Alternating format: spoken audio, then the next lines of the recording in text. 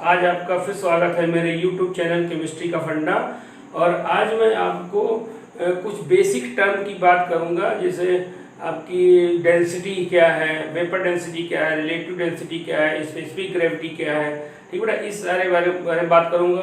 और उसके तो हो सकेगा तो आपको बेटा प्रेशर के बारे में भी कुछ चीज़ें बताऊँगा। क्लियर हो? तो बेटा डेंसिटी आपकी क्या होती है? डेंसिटी आपकी जो होती है, किसी की डेंसिटी अगर निकालते हैं तो डेंसिटी क्या होता है बेटा? डेंसिटी इक्वल टू होता है मास अपॉन वॉल्यूम। डेंसिटी बेटा मास अपॉन वॉल्यूम होता है, मतलब उस चीज का मास यहाँ रखिए, उसका वॉल्यूम यहाँ रखिए, तो बेटा उसकी डेंसिटी आ जाएगी। तो डेंसिटी को बेटा हम मास को बेटा W से रिप्रेजेंट कर सकते हैं, वॉल्यूम को V से रिप्रेजेंट कर सकते हैं बेटा। अगर मास ग्राम में लोगे तो वॉल्यूम ml में लीजिएगा, मास अगर किलोग्राम में लोगे तो वॉल्यूम लीटर में लीजिएगा। डेंसिटी की बेटा SI यूनिट क्या होगी? SI यूनिट अगर आगे पूछेंगे डेंसिटी की तो बेटा कैसे ये डेराइव हो जाएगी? SI यूनिट जो आपकी होगी बेटा, ये बेसिक तो होगी नहीं, ये डेराइव्ड होगी। तो SI यूनिट क्या होगी? मास की SI यूनिट बेटा क्या होती है? किलोग्राम। ठीक बेटा। और वॉल्यूम की SI यूनिट क्या होती है? Meter cube.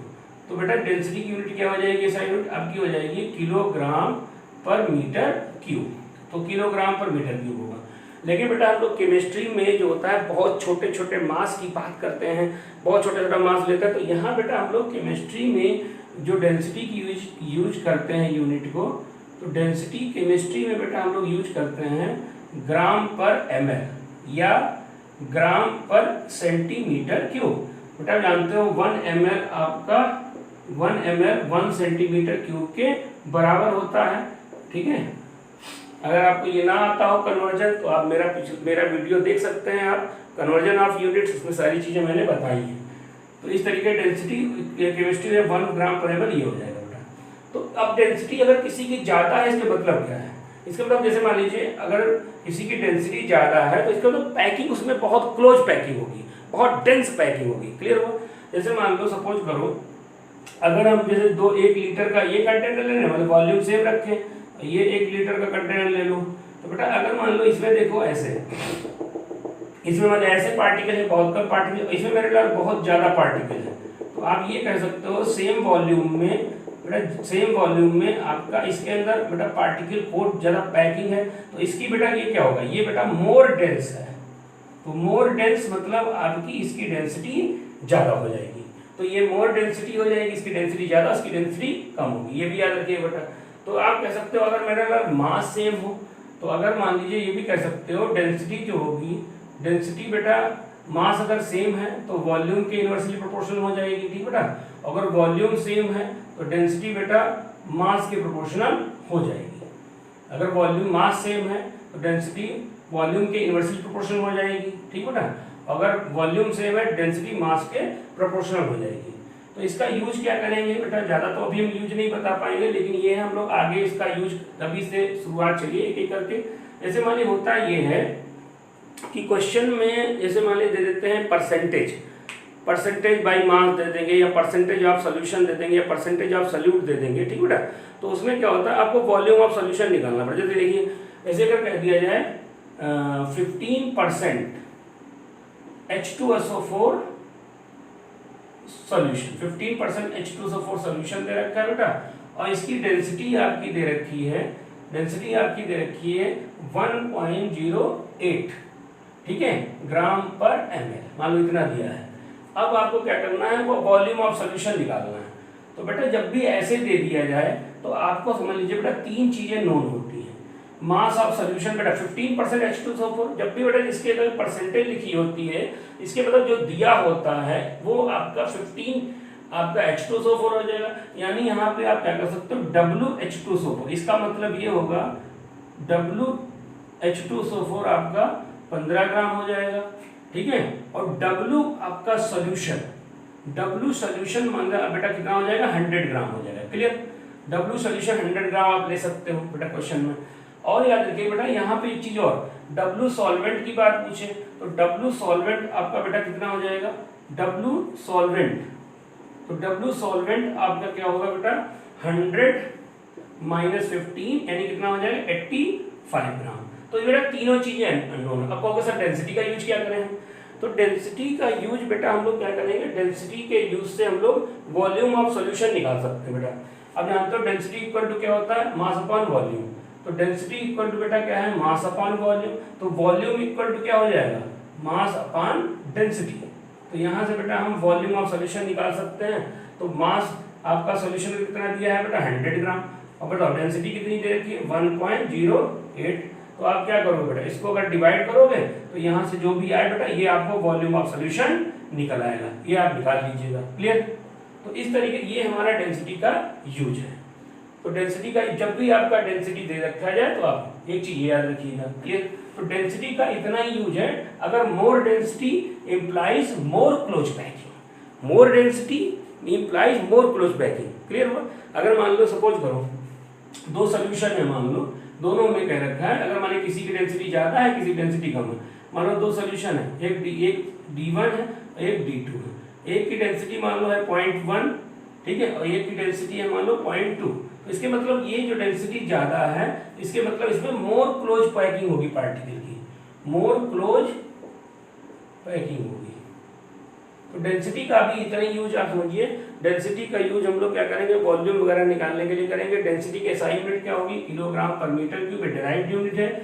बेसिक यूनिट की बात करेंगे तो मैं बता चुका हूँ, मैंने वीडियो देख लिख सकते हैं आप। बेसिक जो एसआई यूनिट होती हैं 7 होती हैं, उसको आप देख सकते हैं पीछे।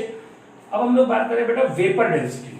अब ये बहुत इंपॉर्टेंट है, इसका खूब केमिस्ट्री में यूज करते हैं। वेपर डेंसिटी क्या होती है बेटा, तो वेपर डेंसिटी की बात करेंगे तो वेपर डेंसिटी को ऐसे लिखते हैं, वेपर डेंसिटी। वेपर डेंसिटी आपका मेरे लाल दो हाइड्रोजन के रिस्पेक्ट में जो रिलेटिव डेंसिटी होती है उसको हम लोग कहते हैं वेपर डेंसिटी। क्लियर। तो वेपर डेंसिटी इक्वल टू होता है मेरे लाल डी गैस, ये D gas upon D hydrogen. पहली बात। दूसरा याद रखिए, ये मेरे लाल हमेशा हम लोग गैस के लिए यूज करेंगे। वेपर डेंसिटी किसके लिए यूज की जाती है बेटा, गैस के लिए, सॉलिड के लिए यूज नहीं की जाएगी। आप आयरन की वेपर डेंसिटी नहीं निकालेंगे, ठीक है बेटा, आयरन की वेपर डेंसिटी नहीं, सोडियम की वेपर डेंसिटी नहीं निकालेंगे। जब भी आप वेपर डेंसिटी की बात करें तो वेपर मतलब आपकी गैस की डेंसिटी। हाँ, कोई चीज गैसेस स्टेट है तो उसकी वेपर डेंसिटी आप निकाल सकते हैं। तो vapour density equal D gas upon D hydrogen. अब कहोगे सर डी हाइड्रोजन क्यों दिया गया, बेटा हाइड्रोजन सबसे हल्की गैस होती है, सबसे लाइट गैस होती है, तो उसके रिस्पेक्ट में ही वेपर डेंसिटी निकाली जाती है। तो vapour density equal to D gas upon D hydrogen. बेटा अगर जो हल्की गैस है तो उसके बारे में आप थोड़ा याद रखिएगा। तो हल्की गैस है तो याद रखिए हाइड्रोजन की बेटा जो डेंसिटी होती है, हाइड्रोजन की डेंसिटी जो होती है 0.00089 ग्राम पर ml होती है। या बेटा अगर किलोग्राम में चेंज करेंगे, ग्राम पर ml क्या होती है बेटा, ग्राम पर ml में होती है। तो बताओ अगर किलोग्राम में चेंज करोगे या इसको ग्राम, अगर मेरे लाल इसको हम 1000 से ml को 1000 से डिवाइड कर दो बेटा लीटर हो जाएगा। तो यानी कितना आ जाएगा ये, और ये ऊपर चला जाएगा यानी 0.00089, ठीक है, ग्राम, और इनटू क्या होगा 1000, ठीक है बेटा 1000, ठीक है। तो ये आपका हो जाएगा, सॉरी ये 0.00089, ठीक है बेटा, इंटू 10³ ग्राम पर लीटर हो जाएगा। क्लियर। तो आपका आ जाएगा 0.089 ग्राम पर लीटर। तो ये हो जाएगी। तो इसकी रिस्पेक्ट में हम लोग किसी गैस की वेपर डेंसिटी आप निकाल सकते हैं। आपको सर वेपर डेंसिटी से पता क्या चलता है बेटा, तो देखो अगर किसी की वेपर डेंसिटी जनरली बेटा 1 से ज़्यादा होती है, वेपर डेंसिटी किसी की 1 से ज़्यादा होगी, तो वेपर डेंसिटी अगर किसी की ज़्यादा है इसके मतलब वो गैस हाइड्रोजन से कितने गुना भारी है, हाइड्रोजन से कितने गुना हैवी है। तो वेपर डेंसिटी ज़्यादा होगी तो क्या पता चला कि कोई गैस हाइड्रोजन से कितने गुना भारी है। तो और देखो बेटा जैसे मान सपोज करो अगर आपसे कभी भी किसी की वेपर डेंसिटी पूछे तो आप आराम से निकाल सकते हैं vapour density gas upon D hydrogen, आपको दे रखा होगा निकलेगा।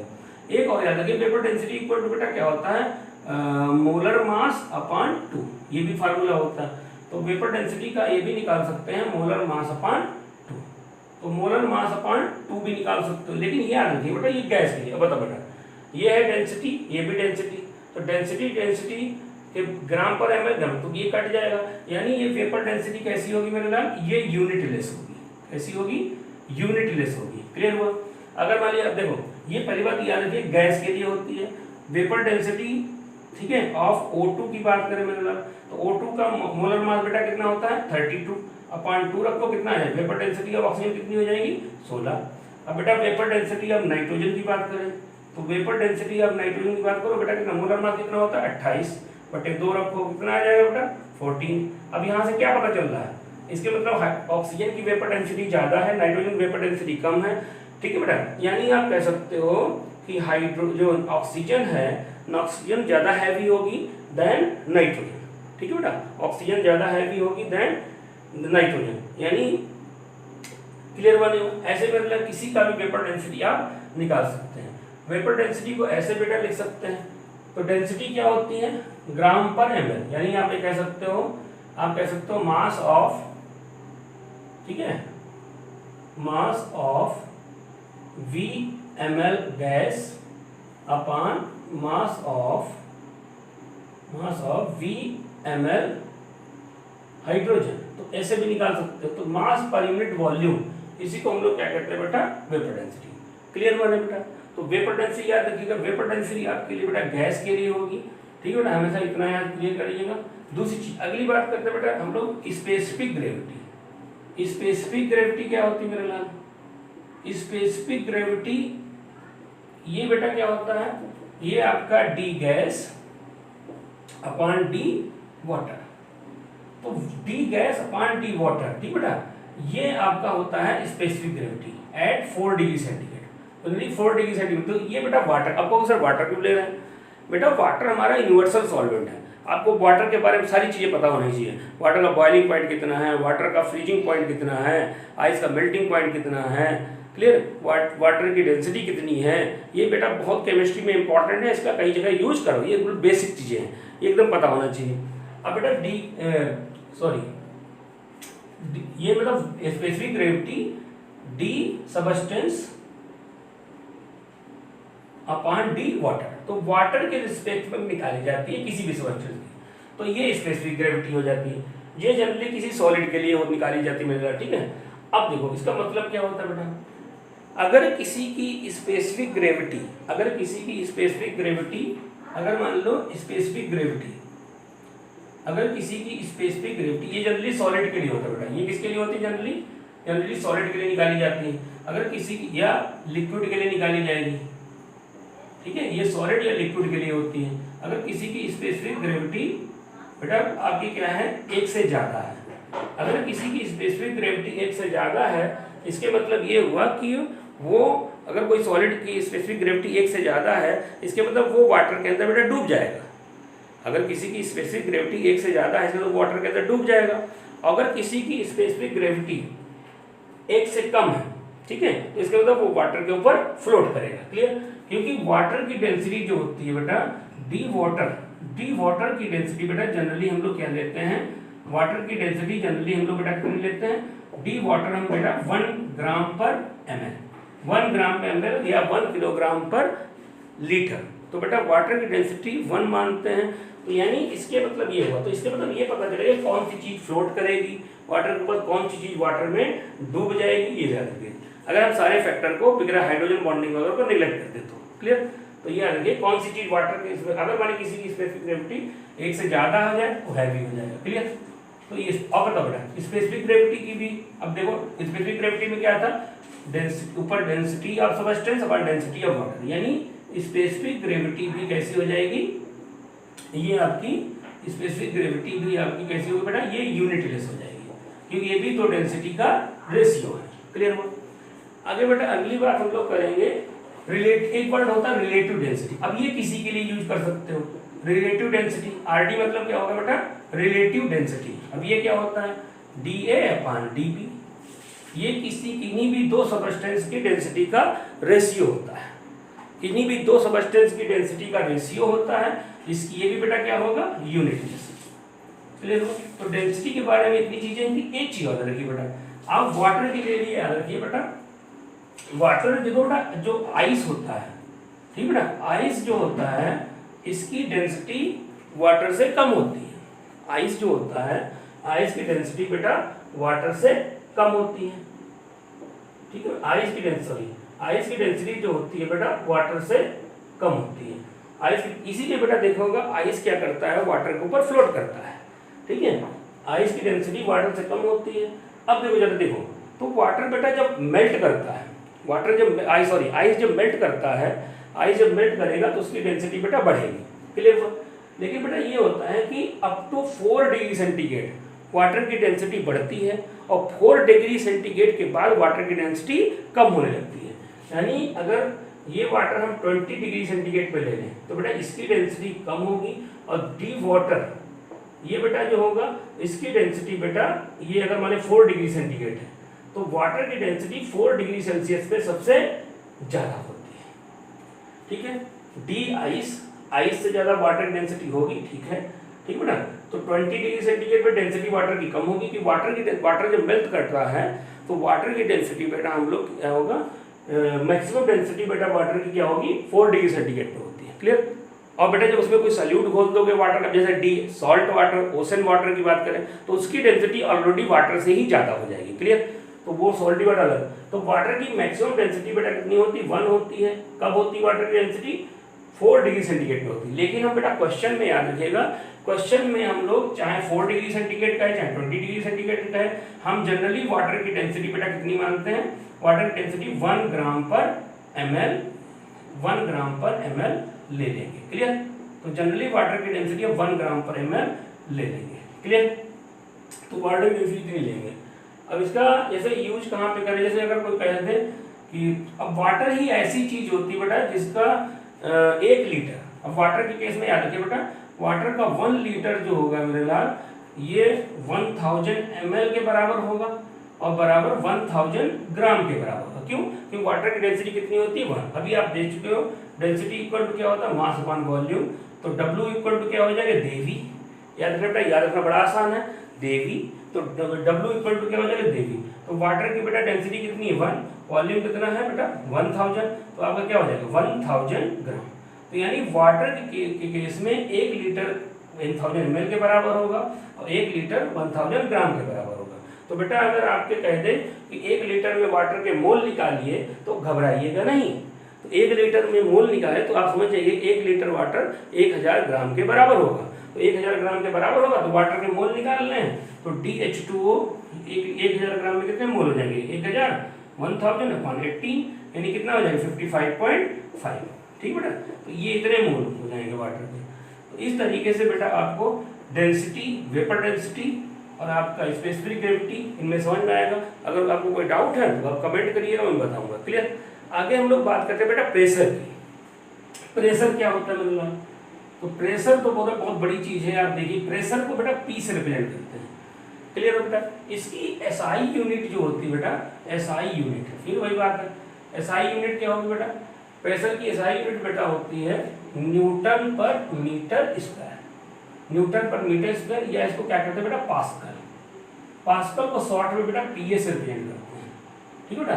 तो आप कह सकते हो 1 न्यूटन पर मीटर स्क्वायर, ठीक है, 1 Newton per meter square equal to क्या होगा 1 pascal. 1 Newton per meter square equal 1 pascal, ये होता है बेटा। अब हमारे केमिस्ट्री में क्या प्रेशर का रोल है बेटा, केमिस्ट्री में हम लोग क्या करते हैं, जैसे जब भी कोई चीज़ कैलकुलेशन वगैरह करोगे, जैसे बॉइलिंग पॉइंट, फ्रीजिंग पॉइंट, तो ये सारी बातें जब करोगे, या कोई गैस लोगे। अब गैस के केस में तो हमको जब भी बात करेंगे तो हम एटमॉस्फेरिक प्रेशर की बात करेंगे। क्वेश्चन में दिया होगा कि इसका एटमॉस्फेरिक प्रेशर इतना है, ठीक है, इसका एटमॉस्फेरिक प्रेशर इतना है। तो अब उसके क्या समझेंगे बेटा, तो एटमॉस्फेरिक प्रेशर क्या होता है बेटा, तो एटमॉस्फेरिक प्रेशर जो होता है आप जानते हो बेटा, एटमॉस्फेयर में क्या है, एयर है। अब एयर क्या करती है, एयर हमारे ऊपर क्या डालती है, दबाव डालती है। यानी एयर का जो होता है, आप प्रेशर को बेटा ऐसे कह सकते हो, प्रेशर क्या होता है बेटा, प्रेशर इक्वल टू होता है F/A, F/A होता है। यानी आप कह सकते हो force applied per unit area is known as pressure. तो आप इसको क्या कह सकते हो बेटा, F क्या है, A क्या है बेटा एरिया, और F क्या है बेटा फोर्स। A है आपका एरिया है, F क्या है फोर्स। तो आप कह सकते हो force applied per unit area, यानी आप कह सकते हो force applied per unit area is known as pressure. बेटा कोई जल्दी नहीं है, आप नाम से पढ़िए बेटा, ठीक है। इसको क्या कहते हैं, force applied per unit area is known as pressure. अब बेटा प्रेशर, अब देखो एयर क्या है, हम चारों तरफ से ढके हुए हैं एयर के ब्लैंकेट में। अच्छा बताइए बेटा, एयर के ब्लैंकेट से एयर चारों तरफ हमारे पास है। अब एयर का क्या है, मास है। अब एयर का मास है बेटा, ठीक है। और मास पे क्या लग रही है, ग्रेविटी लग रही है। मास पे क्या लग रहा है नीचे बेटा, ग्रेविटी लग रही है। अब बताओ वो अब डब्ल्यू एफ की जगह यानी क्या लिख सकते हो, एफ की जगह क्या लिख सकते हो, एम जी। यानी आप कह सकते हो यानी P इक्वल टू बेटा हमने लिखा P equal to F upon A equal to क्या लिख सकते हो, एम जी अपान ए। अब ये क्या है, एम जी क्या है, मास ऑफ एयर, ठीक है, mass of air per unit area, per unit mass of g क्या है, ग्रेविटी। तो ये बेटा फोर्स हो जाएगा। क्लियर। फोर्स की यूनिट अगर बात करोगे, फोर्स की यूनिट क्या होगी, न्यूटन पर मीटर स्क्वायर। तो न्यूटन पर मीटर स्क्वायर हो जाएगा। ये आपका सॉरी एफ की यूनिट, फोर्स की यूनिट न्यूटन होती है और एरिया की यूनिट मीटर स्क्वायर। तो यहीं से प्रेशर की यूनिट क्या हो जाएगी, भाई देखिए फोर्स की यूनिट क्या है, फोर्स की यूनिट न्यूटन है और एरिया की यूनिट क्या होगी, मीटर स्क्वायर। यानी हमारा प्रेशर की यूनिट क्या हो जाएगी, प्रेशर की यूनिट हो जाएगी मेरे लाल न्यूटन पर मीटर स्क्वायर। तो ये हमारी प्रेशर की यूनिट हो जाएगी। तो इस तरीके से आपको ये सारी चीज समझ में आई होगी। अब बेटा ये होता है क्या है, तो अब आप समझिए बेटा, समझिए हमारी बात, प्रेशर कहाँ ज्यादा होता है और प्रेशर कहाँ कम होता है। तो जो एयर का चारों तरफ से जो प्रेशर लगता है बेटा हमारे ऊपर, उसको क्या कहते हैं, उसको कहते हैं एटमॉस्फेरिक प्रेशर, वायुमंडलीय दाब। हिंदी में इसको कहते हैं वायुमंडलीय दाब। तो वायुमंडल जो हमारे चारों, वायु का मंडल यानी एयर का जो मंडल चारों तरफ घिरा हुआ है, ये हमारे पास क्या लगाता है, प्रेशर लगाता है। उसको क्या कहते हैं, एटमॉस्फेरिक प्रेशर। क्लियर बेटा। अच्छा बताओ बेटा, जितनी ज्यादा एयर होगी उसका मास उतना ही ज्यादा होगा, उतना ही ज्यादा प्रेशर लगेगा। अब बेटा ये बताओ, जैसे जैसे आप यहाँ जैसे मान लीजिए सपोज करो, सबसे ज्यादा जो एटमॉस्फेरिक प्रेशर होता है, सबसे ज्यादा एटमॉस्फेरिक प्रेशर जो होता है बेटा, तो सबसे ज्यादा ये मान लो सी लेवल है। तो सी लेवल है, ठीक है, समुद्र की सतह, ठीक है। सी लेवल मतलब आपका समुद्र की सतह। तो समुद्र की सतह पे मेरे लाल जो हाईएस्ट होगा, ठीक है, समुद्र की सतह पे हाईएस्ट एटमॉस्फेरिक प्रेशर होगा, एटमॉस्फेरिक प्रेशर। तो समुद्र की सतह पे एटमॉस्फेरिक प्रेशर सबसे ज्यादा होगा। और बेटा कहोगे प्रेशर कहाँ सबसे कम होगा, तो बेटा जैसे जैसे आप ऊपर जाएंगे, जैसे जैसे आप ऊपर जाएंगे, तो बेटा ऊपर जाओगे बेटा, तो देखो यहाँ पे, देखो यहाँ पे क्या है, इतनी चारों तरफ से एयर सराउंड कर रखी है, ठीक बेटा। इसका मास लग रहा होगा यानी mg, इसका नीचे लग रहा होगा, एरिया तो वही होगा, तो mg नीचे, तो प्रेशर बेटा ज्यादा होगा। अब यहाँ से मान लीजिए यहाँ पे आप काउंट कर रहे हैं, तो यहाँ पे अगर प्रेशर काउंट करोगे मेरे साथ, तो यहाँ पे प्रेशर काउंट करोगे तो इतनी एयर तो नीचे वाली कट गई। अब इतनी की मास जो नीचे लग रहा होगा, फोर्स लग रहा होगा, इसके mg इतने का लग रहा होगा, तो बेटा इसका प्रेशर कम होगा। फिर और जाओगे, यहाँ जाओगे बेटा, तो बेटा यहाँ जाओगे तो जितनी भी यहाँ जाओगे बेटा, तो इतनी ही एयर है, इतना ही मास नीचे लग रहा होगा।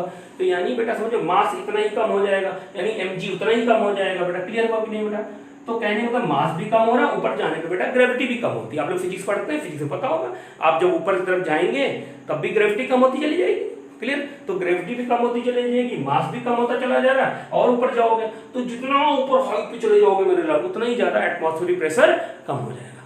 तो आप ऐसे वाली एवरेस्ट पे चले जाओ, तो एवरेस्ट पे चले गए, अरे बोलो बेटा, तो एवरेस्ट पे चले गए, एवरेस्ट पे चले गए, यहाँ भी एटमॉस्फेरिक प्रेशर बेटा लो एटमॉस्फेरिक प्रेशर होगा, बोलो बेटा लो एटमॉस्फेरिक प्रेशर होगा। तो यानी जैसे जैसे आप ऊपर जाएंगे, ऊपर हाई पे चले जाएंगे, तो हाई पे जाने पे बेटा क्या होगा, एटमॉस्फेरिक प्रेशर क्या करेगा, डिक्रीज करेगा। नीचे जाने पे, तो ऊपर जाने पे मेरे लाल जो एटीएम होगा ये डिक्रीज करेगा, और नीचे जाने पे जैसे आप समुद्र की सतह पे आएंगे, एटीएम, एटीएम मतलब बेटा एटमॉस्फेरिक, एटीएम एटमॉस्फेरिक प्रेशर। तो एटीएम जो एटमॉस्फेरिक प्रेशर होगा, नीचे जाने पे एटमॉस्फेरिक प्रेशर बढ़ेगा, ऊपर जाने पे एटमॉस्फेरिक प्रेशर, एटीएम प्रेशर ये बेटा ऊपर जाने पे बढ़ेगा, ऊपर जाने पे बेटा एटमॉस्फेरिक प्रेशर क्या होगा, घटेगा, और नीचे जाने पे मेरा एटमॉस्फेरिक प्रेशर क्या होगा मेरे लाल, नीचे जाने पे एटमॉस्फेरिक प्रेशर आपका बढ़ता चला जाएगा। अरे कुल मिला के आप इतना समझ लीजिए बेटा, जो तो हाई लेवल पे एटमॉस्फेरिक प्रेशर कम होगा। इसका यूज क्या होगा बेटा, याद रखिएगा, मैं आपको जब नेक्स्ट आगे जब पढ़ाऊंगा, सॉल्यूशन वगैरह चैप्टर पढ़ाऊंगा, तो इस चीज का यूज करूंगा। क्लियर। तो बेटा ये आप इतना ही, हमारे केमिस्ट्री में इतना ही यूज है कि आप प्रेशर ऊपर जाने पे प्रेशर कम होगा। सबसे ज्यादा प्रेशर कौन होगा, मास, समुद्र की सतह पे सबसे ज्यादा प्रेशर होगा एटमॉस्फेरिक प्रेशर, और ऊपर जाने पे एटमॉस्फेरिक प्रेशर कम होता चला जाएगा। क्लियर। इसको ऐसे, अब बेटा कहोगे सर एटमॉस्फेरिक प्रेशर मेजर कैसे करते हैं, होता कितना है, तो बेटा ये देखिए समुद्र की सब सतह पे सबसे ज्यादा होता है और उसी को हम लोग एटमॉस्फेरिक प्रेशर जनरली हम उसी को मानते हैं बेटा। आप इतना याद रखिए कि ऊपर जाने पे हिल पे एटमॉस्फेरिक प्रेशर कम हो जाएगा, लेकिन हम क्वेश्चंस में जनरली एटमॉस्फेरिक प्रेशर एक कांस्टेंट मान के चलते हैं बेटा, उसको हम लोग यूज करते हैं। मेजर कैसे किया जाता है मेरे लाल, उसके लिए बेटा क्या करते हैं, ज़्यादा वैसे इसका यूज नहीं है, आप समझ लीजिए ये हमारे केमिस्ट्री में कभी भी यूज नहीं होगा, लेकिन आप इसका याद रखिए। जैसे मान लीजिए ये समझिए, इसके लिए बेटा एटमॉस्फेरिक प्रेशर कैसे मेजर करते हैं, उसको बेटा हम लोग ऐसे ले लो कटोरी, तो ये कटोरी ले लीजिए, उस कटोरी में क्या करिए बेटा पारा भर लीजिए।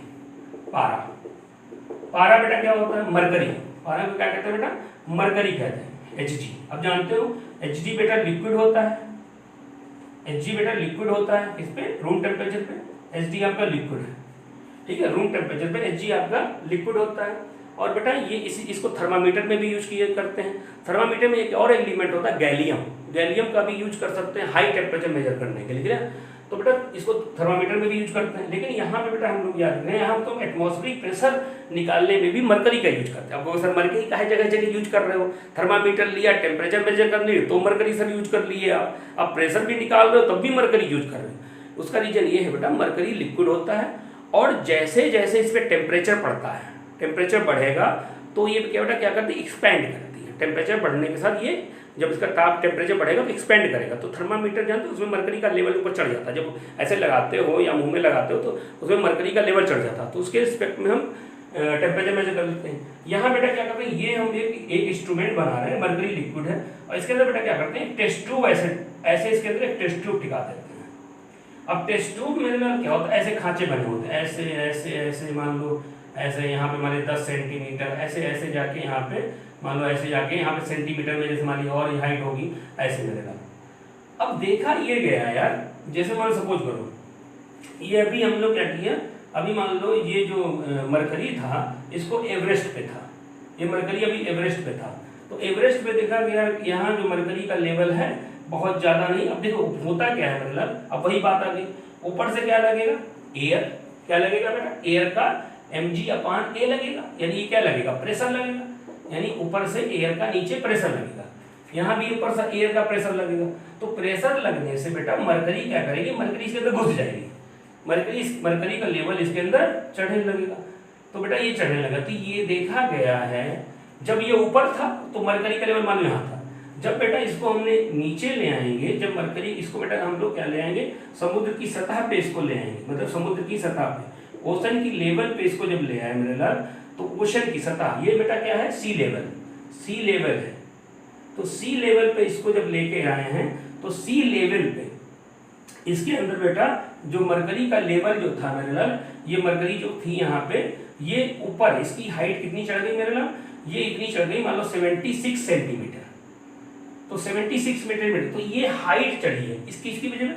जितना ये एटमॉस्फेरिक प्रेशर लग रहा था मेरे लाल, जितना यहाँ से एटमॉस्फेरिक प्रेशर लग रहा था, जितना ज्यादा एटमॉस्फेरिक प्रेशर होगा उतना ज्यादा हाइट चढ़ गई, क्लियर। जितना ये दबाव यहाँ से ऐसे लगेगा, ऐसे मरकरी चढ़ गई, ऐसे लगेगा ऐसे चढ़ गई, तो कितना चढ़ी, 76 सेंटीमीटर।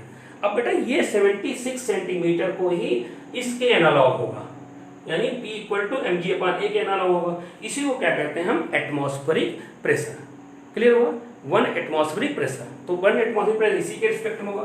बाकी हम बेटा मरकरी की डेंसिटी लेके हम P निकाल सकते हैं।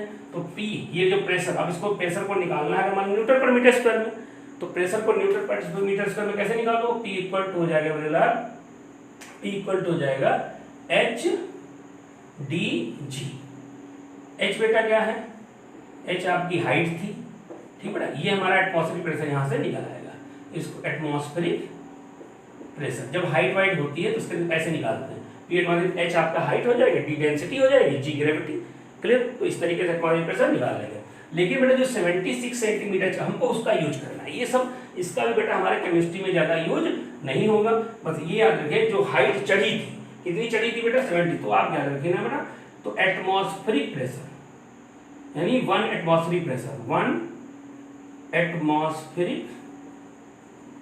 एटमॉस्फेरिक प्रेशर इक्वल होता है मेरे लाल, 1 एटमॉस्फेरिक प्रेशर इक्वल होता है 76 सेंटीमीटर ऑफ मरकरी। बेटा देखिए वैसे जो प्रेशर बेटा सी लेवल पे ज्यादा होगा एटमॉस्फेरिक प्रेशर, ऊपर हमारा कम होगा, लेकिन जनरली क्वेश्चन में हम दे देते हैं एटमॉस्फेरिक प्रेशर। तो 76 सेंटीमीटर ऑफ Hg, यानी इतना चढ़ा था।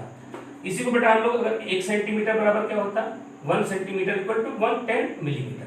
तो इसको मिलीमीटर में चेंज करोगे तो 10 से मल्टीप्लाई कर दो, यानी इक्वल टू क्या होगा 760 mm ऑफ Hg। क्लियर हुआ? तो इसको चेंज करते चले जाइए।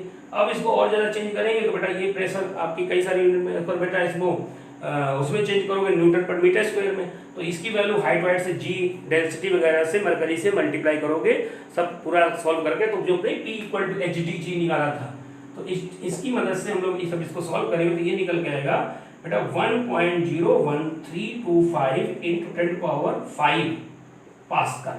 पास्कल कहिए, और 1 pascal equal to 1 meter square होता है, यानी यही 1.01325 into 10⁵ newton per meter square. तो यानी न्यूटन पर मीटर स्क्वायर, तो इतना निकल के आ जाएगा। क्लियर हुआ? अब बेटा इसी को याद रखना, इसको और क्या कह सकते हैं, इसको बेटा और कह सकते हो 1.01325, ठीक है बेटा, बार। इसको बार भी कह सकते हैं बेटा, बार की यूनिट होती है। और याद रखना बेटा 1 बार इक्वल टू होता है, बार भी प्रेशर की यूनिट होती है, 1 बार इक्वल टू होता है मेरे लाल 10⁵ pascal. 1 bar equal to 10⁵ pascal या न्यूटन पर 10⁵ पास्कल या 10⁵ न्यूटन पर मीटर स्क्वायर। तो इसको याद रखिएगा बेटा। यहाँ से आपको एक चीज और पता चलेगी, तो याद रखिए इतना, तो इतना तो 1 बार हो गया, यानी 1 ATM इक्वल टू था। तो इसको आप याद रखिएगा, इसको आपस में कन्वर्ट करेंगे। क्लियर? तो बाकी तो और बहुत सारी चीज़ें होती है, इसको हम लोग एक दूसरे में कन्वर्ट कर लेंगे, ज़्यादा आपको एटमॉस्फेयर में दिया रहेगा। तो ये चीज़ें हैं एटमॉस्फेयर के प्रेशर के बारे में। तो इन चीज़ों का हम लोग बहुत यूज करेंगे केमिस्ट्री में बेटा। बस आपको आज इस लेक्चर में आपको इतना याद रखना है कि जो एटमॉस्फेरिक प्रेशर जो हाई लेवल पे होता है, ऊंचाई पे कम होगा और समुद्र की सतह पे सबसे ज़्यादा होगा। क्लियर हुआ? अब कहोगे इसका यूज क्या है बेटा, आगे मैं बॉइलिंग पॉइंट पढ़ाऊंगा, मेल्टिंग पॉइंट पढ़ाऊंगा, तो वहाँ इस सारी चीज़ों को मैं फिर से यूज करूँगा। तब आपको इतना याद रखना कि हाई लेवल पे एटमॉस्फेरिक प्रेशर कम होता है, लो लेवल पे कम होता है। ठीक है? तो अच्छा, आपको अगर बेटा ये वीडियो अगर आपको पसंद आया हो तो हमारे चैनल को आप सब्सक्राइब करें और दोस्तों से शेयर करें। ठीक है? Thanks for watching.